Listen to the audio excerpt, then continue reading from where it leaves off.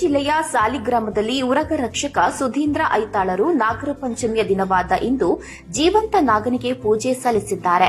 ವರ್ಷಂಪ್ರತಿ ಐತಾಳರು ಜೀವಂತ ನಾಗನಿಗೆ ಪೂಜೆ ಸಲ್ಲಿಸಿ ಸುದ್ದಿಯಲ್ಲಿರ್ತಾರೆ. ಹಾಗಂತ ಇದು ಇವತ್ತು ನಿನ್ನೆಯಿಂದ ನಡೆದುಕೊಂಡು ಬಂದ ಪದ್ಧತಿಯಲ್ಲ. ಐತಾಳರು ಕಳೆದ 50 ವರ್ಷಗಳಿಂದಲೂ ಉರಗ ರಕ್ಷಣೆಯ ಕಾರ್ಯ ಮಾಡುತ್ತಿದ್ದಾರೆ.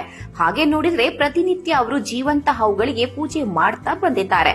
ಗಾಯಗೊಂಡ ಹಾವು, ಆಶ್ರಯ ಇಲ್ಲದ ಹಾವು, ಬೇರ್ಪಟ್ಟ ಹಾವಿನ ಮರಿಗಳು, ಅಪಘಾತದಲ್ಲಿ ಗಾಯಗೊಂಡ ಹಾವು, ಹೀಗೆ ಎಲ್ಲೇ ಹಾವುಗಳು ಕಂಡ್ರು ಅವುಗಳು ತಮ್ಮ ಮನೆಗೆ ತಂದು ಅದರ ಆರೈಕೆ ಮಾಡ್ತಾರೆ.